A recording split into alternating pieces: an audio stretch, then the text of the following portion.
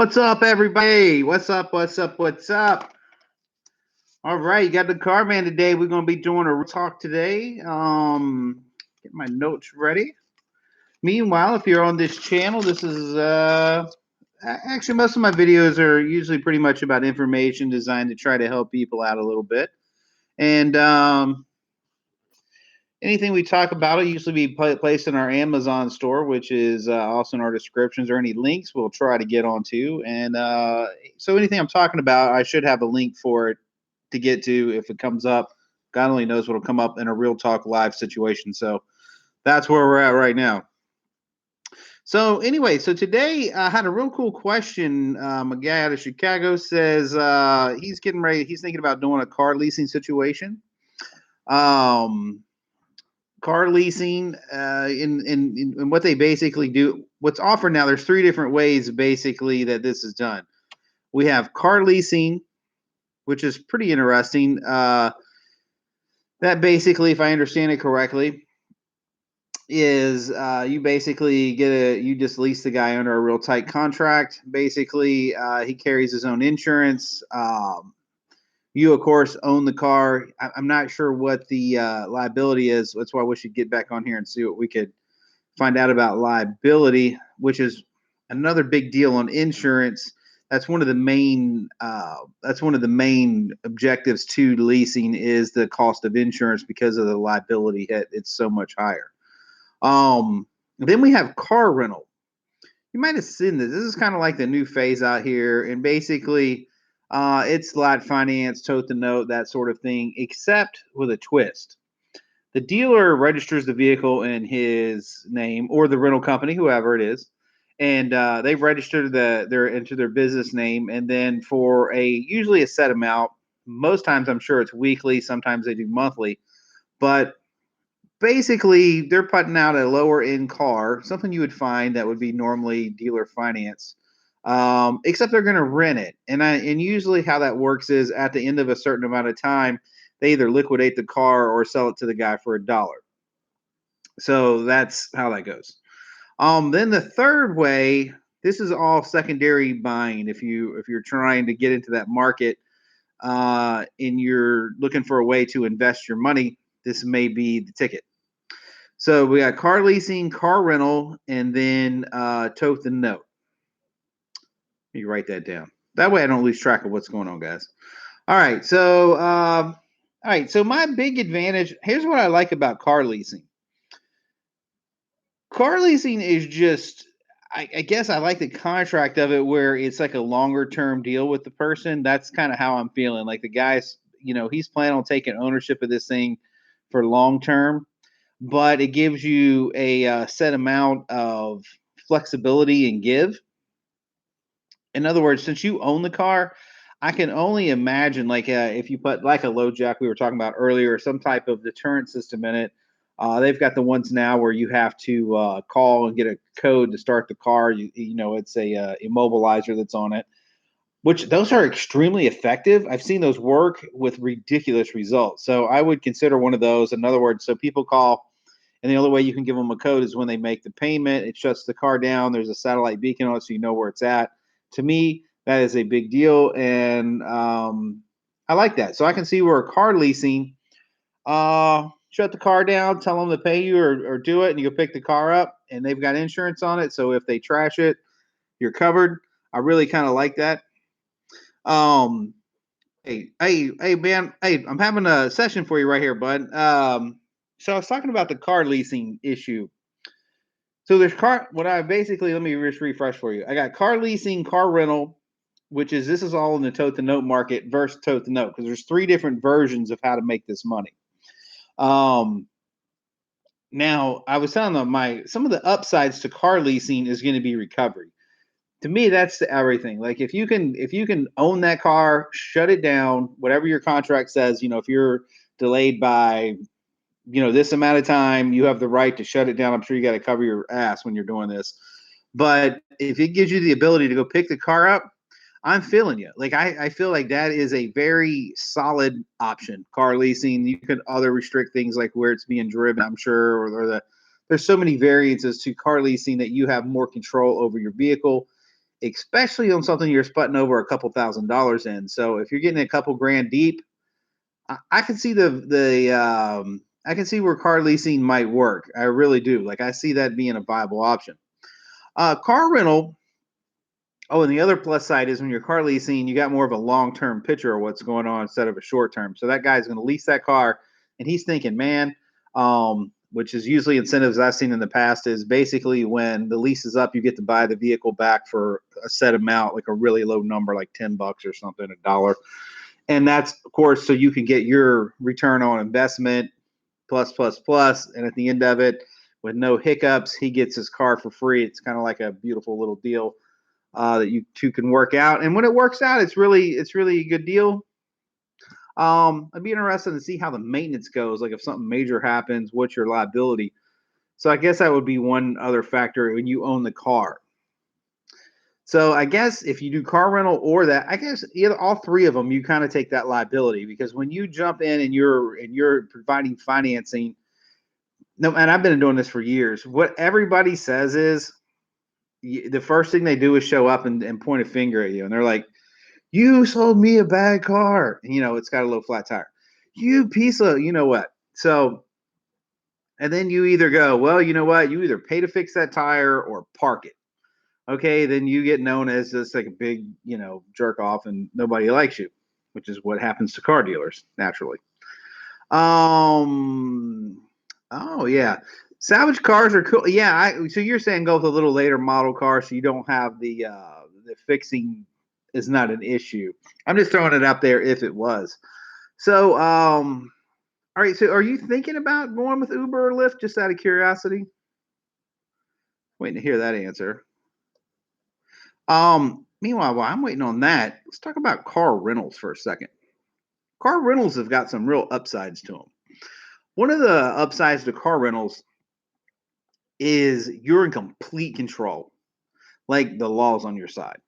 To rent out to drivers who do not have a car.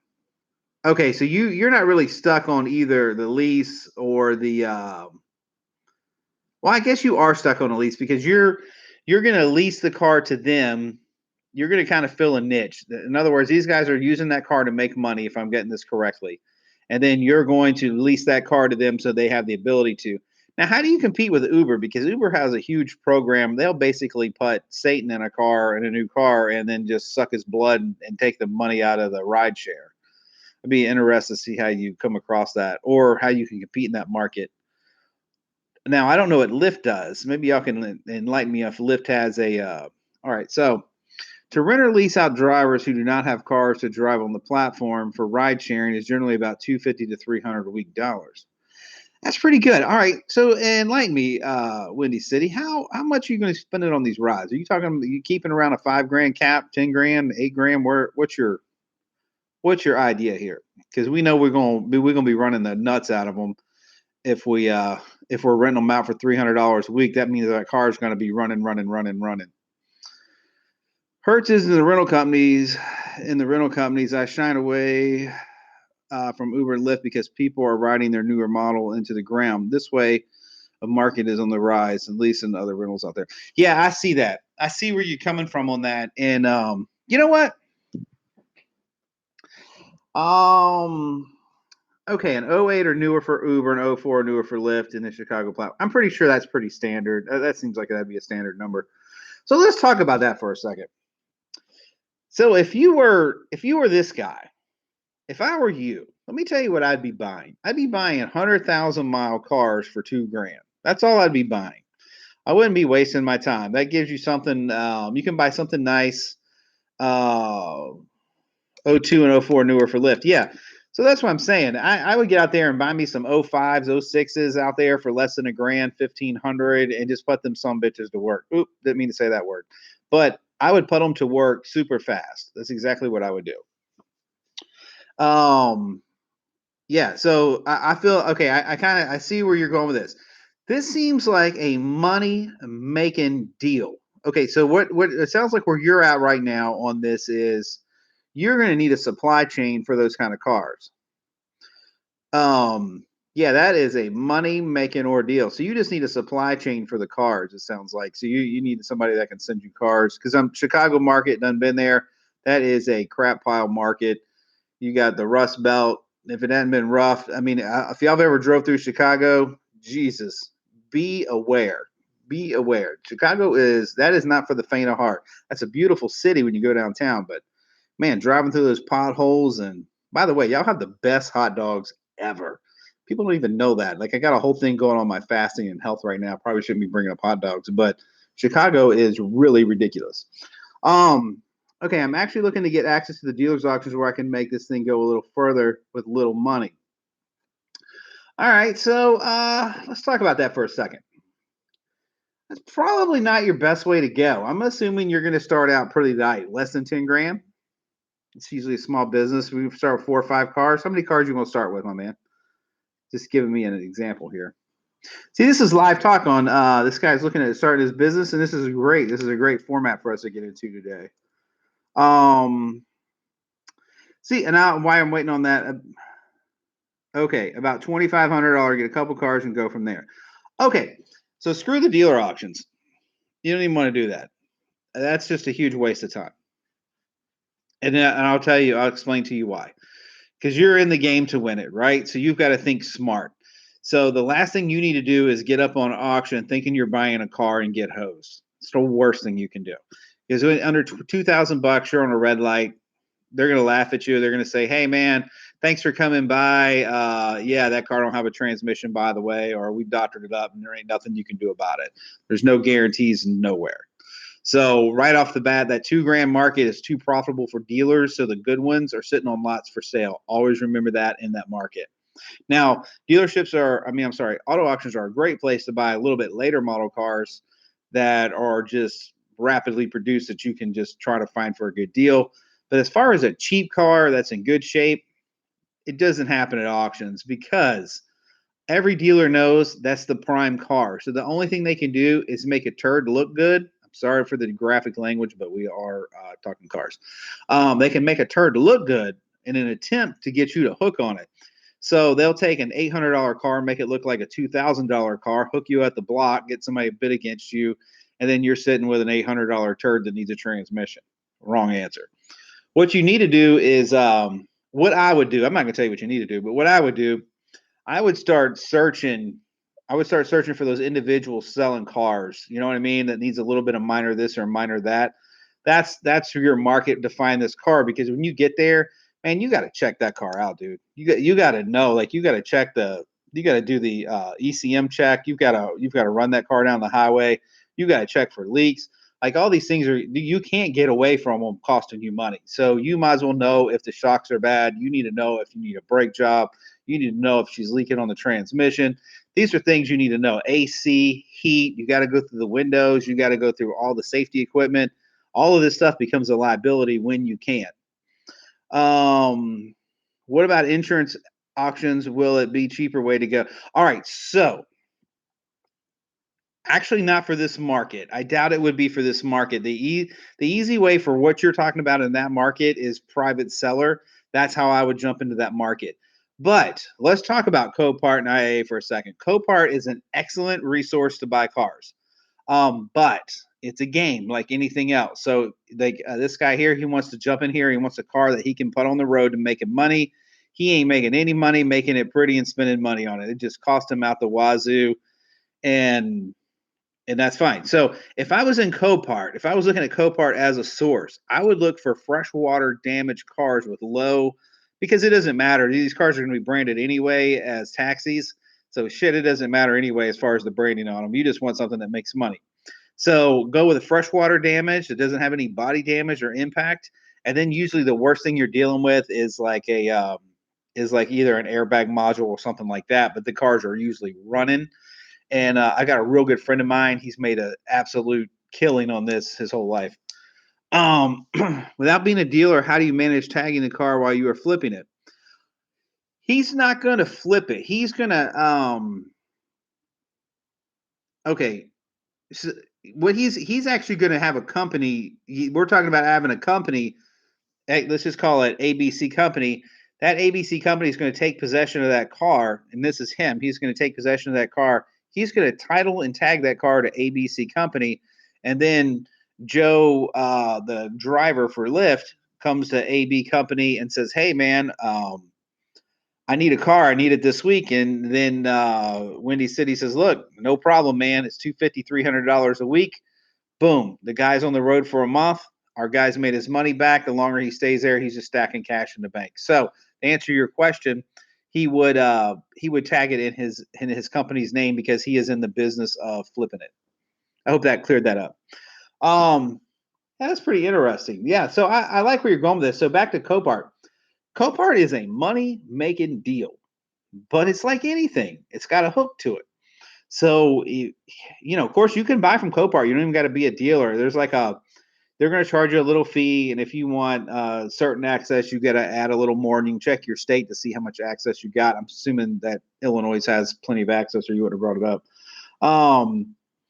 But yeah, so Copart is a money making adventure. I've seen a lot of money made from cars from Copart because what happens is man, you get into a this could give you the competitive edge you need, as a matter of fact, because you can get in there and you can buy 2012s for 1,500, 2,000 bucks, and that car is going to print money for you for the next 2 or 3 years. You know what I mean? Go get you a little, just throw away. Like the Hyundais are really good cars. I don't got any problems with those. The little Korean cars, they're cheap. They don't hold any value, but they're going to last forever. So just jump right in there. Of course, if you jump on the Toyota bandwagon, Honda bandwagon, you're going to be paying all the money up front. But that's not your game. Your game is to make money weekly, right? I mean, that's where you want to be. As I will get more revenue generate to buy all the cars and put them on my platform. I feel you. I feel you. I feel you. I feel you. Yeah. So my best advice to you, if you're going to go this route to lease the car, which it sounds like you've done a lot of homework on, is to buy it from individuals. You can buy those cars for, you can buy an '06 something right now for, I have an '03 Escape. I think it's a '03. I don't even know what year it is. I'm working on it as we speak. I'm seeing it in the video when it came in, but like that car came in at $100. That car runs great. I'm gonna have 200 or 300 in it when it's done, and that car would run for 5 or 6 years with no problem. So you could jump into something like that, make it a '04 or whatever. You'd be in it for 5 or 600, and you're clear in 2 weeks. I mean, what the hell do you care? Like you're just making money. And of course, that's what it's about. What does it cost for you to do this? Like you're gonna have like the company. I guess whatever it takes to form the company. But do you have to have any kind of specialized insurance for this, or are you providing any kind of warranty? That's the plan. Car flip. Ah, okay, got you, got you, got you, got you. Okay, yeah, okay, got you, got you, got you.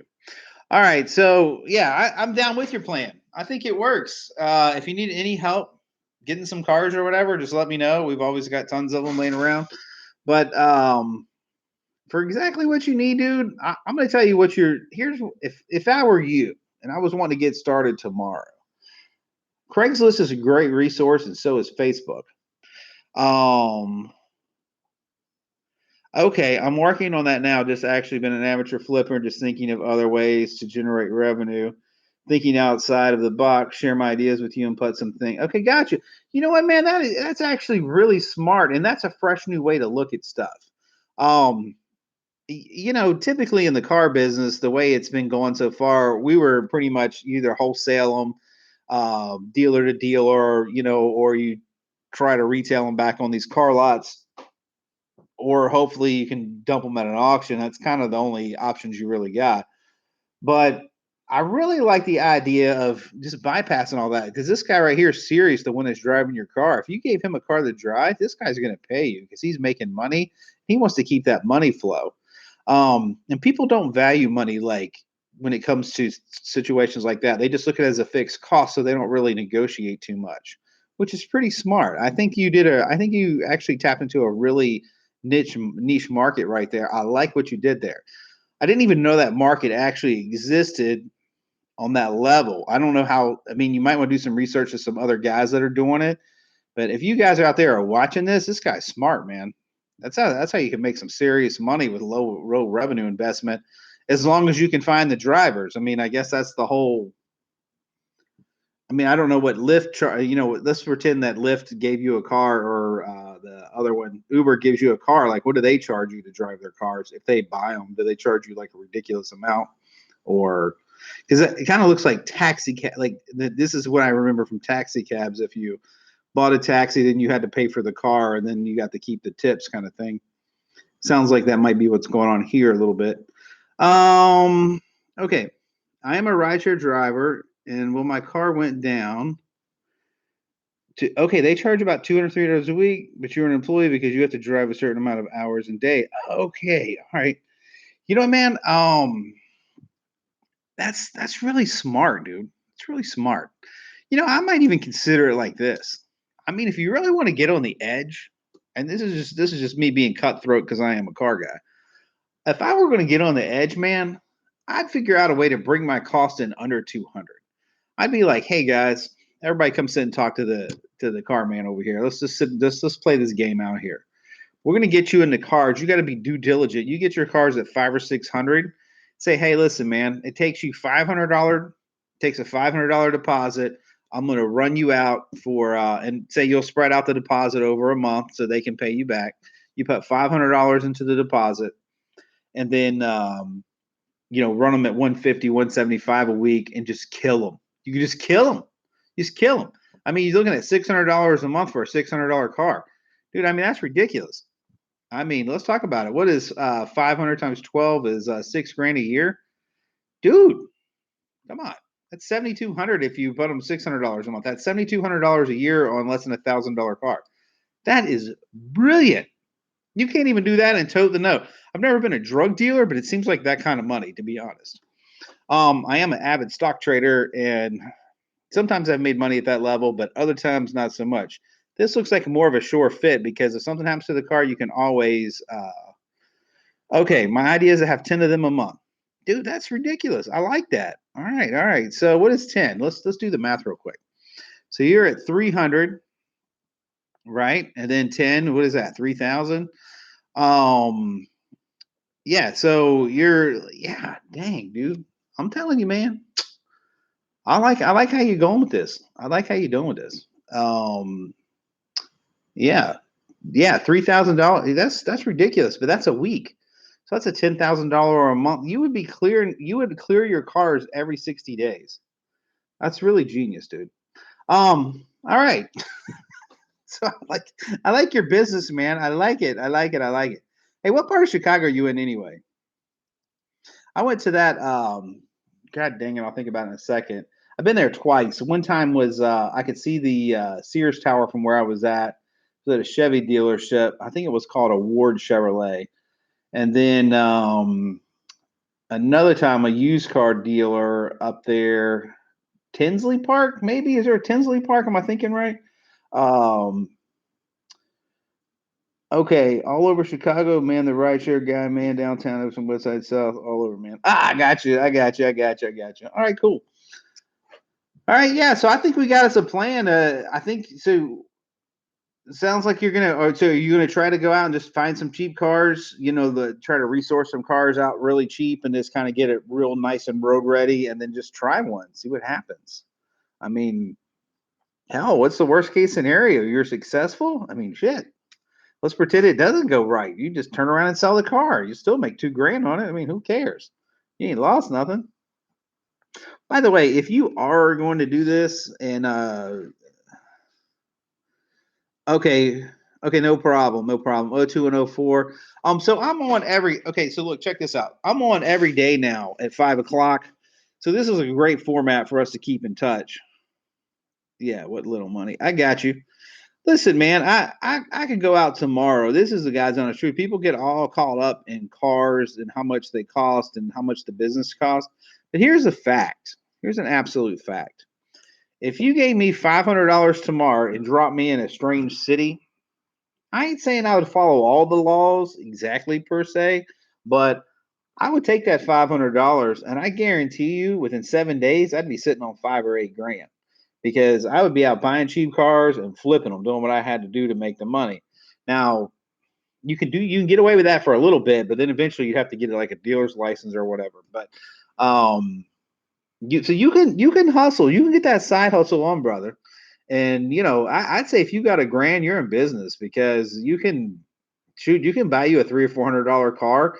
Forget the car that's going out to be rented. You need to take a car that you got, focus on it, and then like flip it. Like you'll buy you a $300 or $400 car, turn it into 1,200, turn that 12 into 2 grand. You need to sit on a rotation for about 60 days, build you up 5 or 10 grand, and then come back into this game and play it and win it. That's how I would do it. All right, guys. Dang, we got a little got a little long today. Sorry about that. Sorry about that, guys. But this is pretty cool. This is a pretty cool conversation, so I was totally digging it. Anyway, so yeah, so originally we were talking about car leasing, car rental, and tow and no, which I kind of went on a whole different path here. But if you were looking at these guys like this, if you were looking at retail leasing to private consumers and car rental to private consumers or tow and note to private consumers, at the end of the day, my favorite one of those would be car rental. I just think that is a stand up way to rock and roll. All right.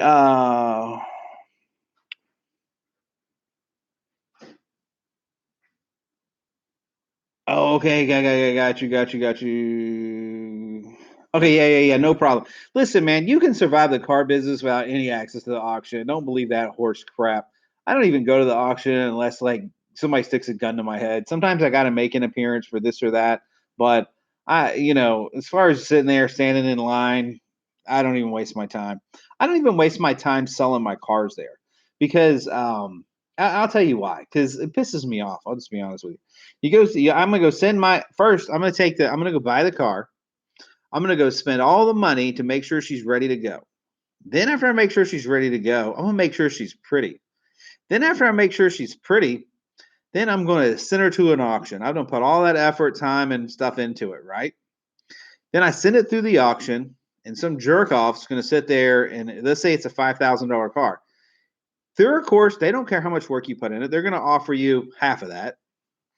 And then some auctioneer is going to stroke you for a minute and be like, "Hey guys, we've got a $3,500 offer on your $5,000 car, and basically, if you were a good guy, you would turn around and sell it." Well, no, I wouldn't, because I'm pretty much a dick like that. Not to be using strong language, but like in the car business, that's what you got to be. So I'm not going to go put my effort and energy into a car and then let them make $300 on me to sell it, and then $300 on the other guy to buy it, and then me make $800. No, I say the car man needs to make the 1,500, and the auction needs to make zero, because the auction's too lazy. They're having stuff brought to them. They don't even know what work is, and then the guy standing there and buying it, he's lazy too. Um, he's smart if he can buy it for cheap. I'm not knocking the guy, but I'm just saying, like it ain't his fault. He's gonna try to buy as cheap as he can, which is that's the name of the game. To me, nah. You buy your cars from individuals and you sell them back to individuals because the car people that are trying to make the $1,000, $1,500, you're just another click in the book. It doesn't do you any good, and you have no advantage of going to auction. And on this market that we're talking about, if you jump into a different market like we used to wholesale a lot of off lease stuff like through Ford and stuff like that. Obviously, like where are you going to go find 35 2017 Fusions? I mean, you're heading to Manheim because that's who has them. But when you're talking like this, $800 cars, dude, and paying a $300 fee, hell no. Then you got to pay an auction driver to bring it back. Then you have the towing, the transport, then your day down. Forget that.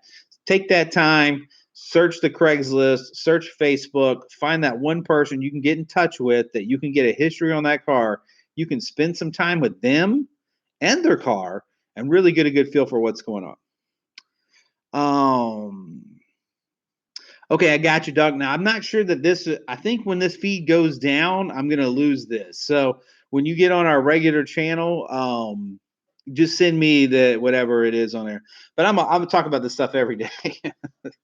A matter of fact, I'll even go into your market and take a look around. I'll take a look around and see what we could do. And I'll give you some opinions on if I would actually buy that car.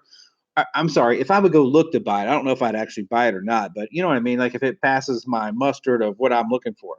Because when you're looking at buying cars, there's a lot of key factors in the advertisement that tell you everything you need to know. Like if someone presents a car as perfect, that's cool. I mean, you go up there and it's reasonably priced. All right, I'm down with it. But if they present it as they just present it and they have nothing to say about the car, that's a red flag. And if you call them up and there's no answer, or there's only like one word on the text, or there's very little communication. This is what you got right here. You got nothing. But some people are really dumbasses. I hate to use that language, but I think we're all adults on the car channel right now. And meaning that they really legitimately don't know the practice or what's involved in selling a car. So sometimes with people, and I like younger females, they're not really that hip to selling cars. I mean, I don't know why. They don't seem to pay attention to it. So they're like, well, maybe, yeah, I guess maybe next Saturday or whatever. So people like that always chase them, and because they have no value concept and they don't care anyway. So that's probably a pretty good shot to make some money. Um, Someone that's over describing the car, that's also a great description. So it's like, okay, it has a squeak in the front, there's a burn seat in the seat.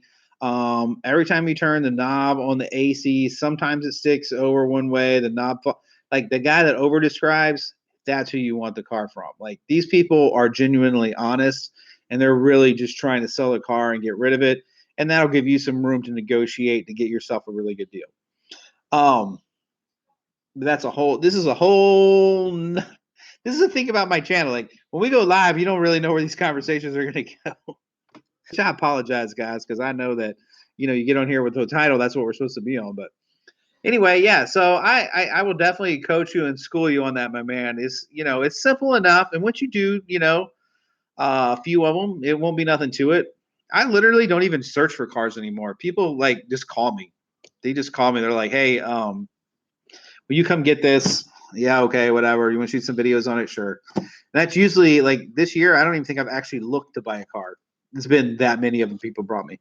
Um, yeah, it's all to encourage each other and to make a good living at the end of the day. You have an excellent channel and a platform. Thank you, sir. Yes, I try to get now. Correct me if I'm wrong. I'm one of the very few people that are coming at you from my perspective and experience in life. There's a lot of people that will give you a couple bullet tips that either A are they might be car dealers per se, but they've never had to try to make it break out of that and just make it as independent, or they're just basically an independent just spouting off information, but they're not like living it and doing it. They're not getting involved in the problems, into the financing, and all that kind of stuff. Sorry, this is my little 6-year-old. He's playing little tykes or something here in the background. But I try to give y'all a really good perspective on this. I do know what I'm talking about. I promise you. I've been doing this a very long time, and I started in 1989. Um, yeah. It's exactly right. That's exactly right. They are trying to shake you down for money because that's all it's about. They don't care whether you make it or not. See, my goal, what you got to understand what my goal is now. See, some people piss me off. So my goal is now to become the biggest YouTube channel there is in the car section for self-help. And I'm going to tell you, I'm going to do it because unlike a lot of people out there, they don't really have that experience scope that I got. So I think that I can bring that to the market and let people. I want to help people, like you know what I mean. That's what I get known for. I just want to help them rock and roll. And so I have somebody in Chicago and this one and that one. It just grows. It grows daily when you do that kind of thing. But yeah, unfortunately, a lot of people do. They do try to shake you down for money, man. Like it doesn't stop there. So if you were to get a dealer's license, you got first it's the state that's going to blister your ass. And then it's going to be all the insurance people. Then it's all the finance companies. They want their money, but they want to take it out of your rear end to do it. The auto auctions, just like I said, like everybody it's just so nauseating how much money people try to drain from you. And you're just like the one little guy. It's like you're like, hey man, I have a couple grand. I'm just trying to make a living. Jesus, leave me alone. I don't have enough to support half the planet. But they expect you to, and they expect you to play ball and all that stuff. And You don't got to buy into any of that, man. If you want to make it in the car business and you just got a little bit of money, hang with me, brother. I'll take you. I'll take you across the finish line. You can do it. It ain't no problem at all. Meanwhile, we are now at 35 minutes. That's 15 minutes over what I'm supposed to be doing on YouTube. I'm only supposed to do 20 minutes, but sometimes when you have a good subject, you just keep on rolling, right?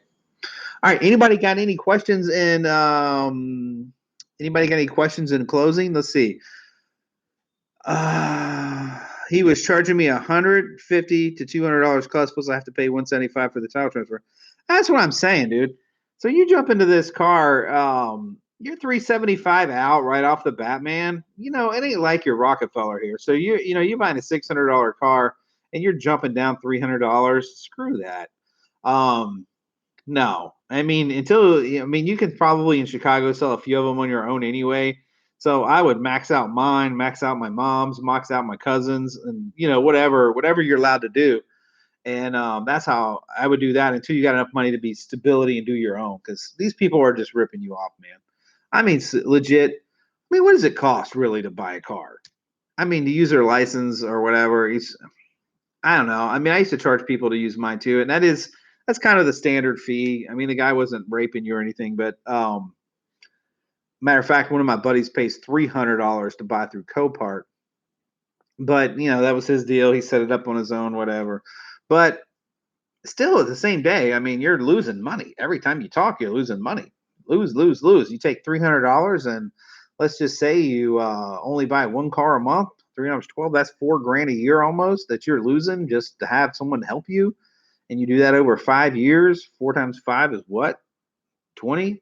So you're gonna lose $20,000 over 5 years, dude. Come on, man. It's not smart money. But all right, yeah. So anyway, we will be back. I'm thinking Monday. Because now tomorrow I will be on my fasting deal tomorrow. If you guys need me for like some car stuff, we can sneak that in on the fasting. I'm not a great diet guy anyway, but whatever. But I will be on at 3:30 tomorrow, but I won't be broadcasting again on Real Talk until Monday at 5. And I'm also going to put a notice in through YouTube. Maybe it'll notify some people. I have no idea. I don't know. I'm not really a film producer. I just car guy. So I don't know how it all works. All right, guys. Nothing but peace and love. You need anything else? Because I'm getting ready to pull the trigger. Pull the trigger. Pull the trigger. 5 o'clock. See ya. Still saying see ya.